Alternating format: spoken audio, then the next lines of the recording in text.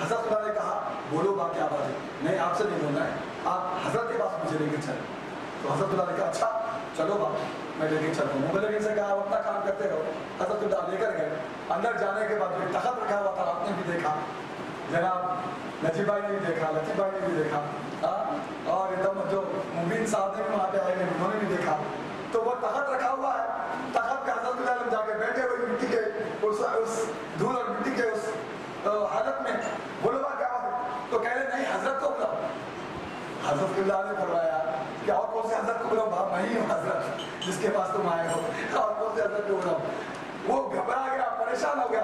اس کے بعد جو کچھ اس نے جو ہے عرض کرنا تھا کہ نظام گورنمنٹ نے میری جائیداد کو چھین لیا ہے، میری پیسے بینک میں جو ہے نا ضبط کر لیے ہیں، تو لہٰذا آپ کی رسائی بہت بڑی ہے، آپ جو یہ نذرانہ رکھیے اور مجھے وہ جو ضبط کی بھی جائیداد کو دلائیں۔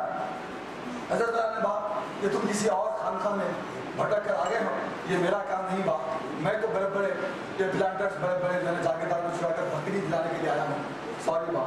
آپ اس طرح دیتے ہیں حضرت اللہ اس کو پھر دیتے ہیں۔ اب جو بات رہ گئی وہ بتانا چاہتا، چلا جاتا ہے، وہ گاڑی اسٹارٹ کر کے جاتا ہے۔ جب مبلغین کے درمیان میں حضرت اللہ پہنچتے ہیں تو مبلغین اپنے اپنے سبل تھوڑے گمپے یعنی کہ جو بھرنے والے زمین کی جو چیزیں تھی وہ سب چھوڑ کر حضرت اللہ کے اطراف میں جمع ہو جاتے ہیں۔ حضرت اللہ صاحب کہتے ہیں وہ سب کام چھوڑ کر حضرت قبلہ عالم کے اطراف میں جمع ہوتے ہیں اور حضرت اللہ سے پوچھتے ہیں کون تھے حضرت؟ تو کہتے ہیں نواب صاحب تھے باپ۔ تو حضرت قبلہ عالم مسکرا کے وہ کہتے ہیں کہ باپ یہ آئے تھے نواب صاحب کی جائیداد جو چھین لی گئی وہ دعا کروانے کے لیے آئے تھے اور رشوت لے کر آئے تھے باپ کہ میں رشوت کروں تو اللہ تعالیٰ۔ حضرت اللہ ایک سوال کرتے ہیں کیا باپ؟ حضرت اللہ سوال کرتے ہیں کیا باپ اگر میں دعا کرتا تو کیا باپ اللہ میری بات نہیں مانتا تھا؟ کیا باپ اگر میں دعا کرتا تو کیا باپ اللہ میری بات نہیں مانتا تھا؟ تو مبلغ نے کہا حضرت کیوں نہیں مانتا تھا، اللہ تعالیٰ ضرور آپ کی بات کو مانتا تھا۔ تو پھر باپ میں نے دعا کیوں نہیں کی؟ باپ پھر میں نے دعا کیوں نہیں کی؟ آؤ اے تمام دنیا کے خانقاہیں جو بے نور ہو گئی ہیں وہ اس وجہ سے ہو گئی ہیں کہ یاد رکھو بڑا کمال مارا تو نفس امارہ مارا یا نفس لوامہ مارا یا نفس مطمئنہ کی آدھی منزل پر آ کر ٹھہر گئے، اس کے بعد دھڑم سے پھر گر گئے۔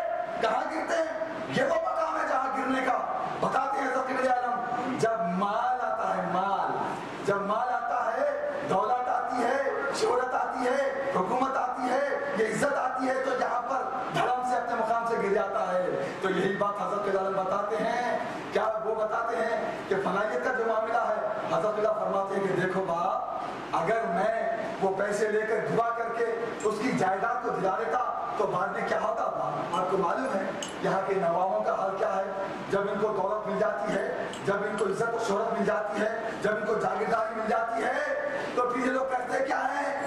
جشن مناتے با، جشن۔ جشن میں کیا ہوتا با؟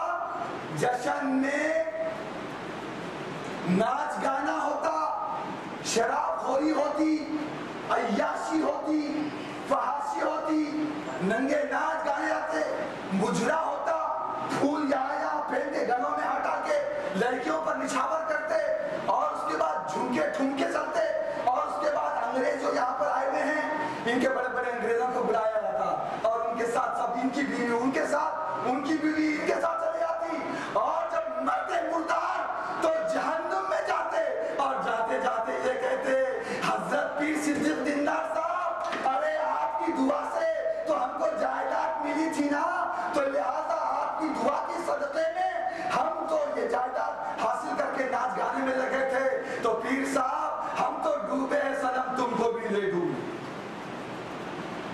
ہم بھی آپ کی ٹانگ پکڑ کر نیچے لے کے چلے آتے۔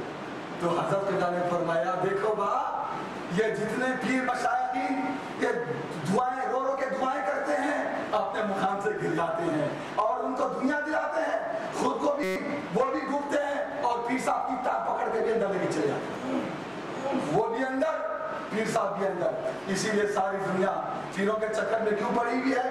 وہ اس وجہ سے پڑی ہوئی ہے کہ صرف جہاں پر مال مل جائے، جہاں پر دولت مل جائے تو حضرت قبلہ عالم نے فقیری عطا فرمائی۔ وہ فقیری کیا ہے؟ وہ فقیری کیا ہے؟ فقر و فقری کی حقیقت ہی ہمیں کہتی ہے، اس سے اسلام کا دنیا میں بجے گا ڈنکا اور اللہ ہوتے ہیں معجزات تاج سے بھی فقر ہے میروں کا میر اور فقر ہے شاہوں کا شاہ. تو وہ فقیری سکھانے کے لیے حضرت عالم آئے ہیں اور آپ نے نشاط مقام یہ فرمایا دھن فقیری کی گئی.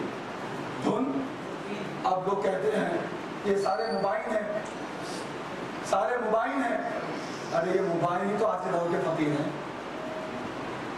یہ مبائن جتنے ہیں مبلغین کی اولادیں یہ سارے فقیر ہیں.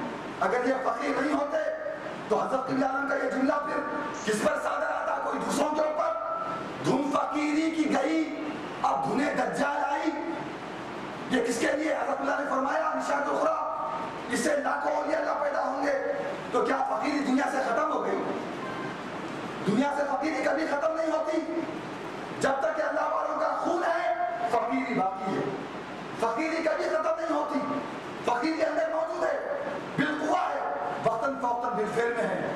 لیکن جو مبلغ اسلام ساری زندگی اپنی فقیر میں گزار دی ہیں وہ مقام کوئی نہیں جا سکتا. لیکن چونکہ ان کی نسلوں کے اندر وہ خون اطہر آیا ہے وہ اس کریم کا ہے وہ بھی فقیری سے حاصل ہوا ہے وہ فقیری غذا ان کے اندر موجود ہے. تو لہذا ان کا کام بھی فقیروں کا کام ان کا کام بھی فقیروں کا کام ہے. حضرت اللہ فرماتے ہیں دھن فقیری کی گئی دھن فقیری کی گئی اب دھنے دجال آئی. دھن فقیری کی گئی اب دھنے دجال آئی. دین کی فکر نہیں اولیاء ہوں گے کیسا. دین کی فکر نہیں تو دین کی فکر کرنا یہ سب سے بڑی ذمہ داری دینداروں پر ہے. دنیا داروں پر نہیں دینداروں پر اس کی ذمہ داری ہے. دیندار کہتے ہیں جو دین کے ذمہ دار ہیں ان کے اوپر اس کی ذمہ داری سب سے زیادہ عائد ہوتی ہے کہ ان کے اندر سے فقیری ختم نہیں ہوئی ہے ان کے اندر فقیری باقی ہے. اور جب تک کہ وہ کام فقیری کا چلتا رہے گا دنیا میں یہ کام چلتا رہے گا.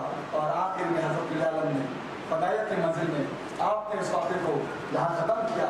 وہ یہ ہے کہ جب مکہ مسجد میں تمام مبلغین کو بھیج دیا جاؤ باپ ہمارا کوئی فرقہ نہیں ہے باپ ہمارا کوئی فرقہ نہیں ہے جاؤ سب مکہ مسجد میں جا کے نماز پڑھو. سارے مبلغین مکہ مسجد کے لیے نماز پڑھنے کے لیے چلے گئے. پھر کیا ہوا اس کے بعد کیا ہوا؟ قاتلانہ حملہ ہوا. اللہ اللہ قاتلانہ حملہ ہوا.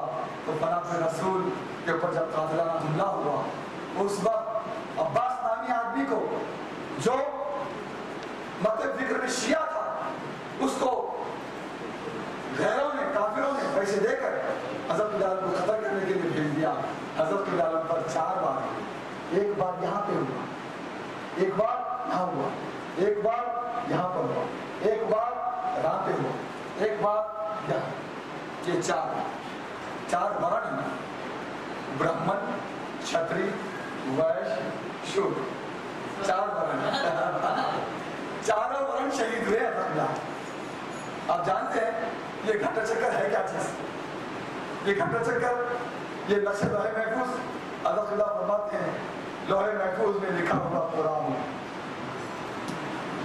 لوح محفوظ میں لکھا ہوا قرآن میں مجھ سے نکلا ہوا مجھے میں پناہ ہوتا ہے کیونکہ ارواح وہ اجسام کی بنیاد ہے. مجھ سے نکلا ہوا مجھے میں پناہ ہوتا ہے کیونکہ ارواح و اجسام کی بنیاد میں حضرت عالم کے 4 حملے ہوئے. یہ ہے برہمن یہ ہے برہمن یہ ہے چھتری یہ ہے ویش یہ ہے شودر. یہ 4 ورن جو ہندوؤں نے جس کو تقسیم کیا تھا. جنمنا جائتے شودرہ جنمنا جائتے شودرہ کرمنا جائتے द्विजः वेद पाठन तो विप्राणाम ब्रह्म ज्ञान तो ब्रह्म ब्रह्मण्यम सर्वधर्मज्ञ लोका नाम कीर्ति वर्धन.